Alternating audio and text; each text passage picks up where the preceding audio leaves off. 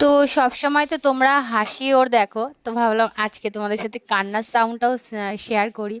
তো সেই কারণে দেখো কি কাঁদছিল, তার কারণটা কি জানো, বাইরে বেরোবে বলে। এখন টাইমটা দেখো ঘড়িতে কটা বাজে, 4:30ও বাজেনি।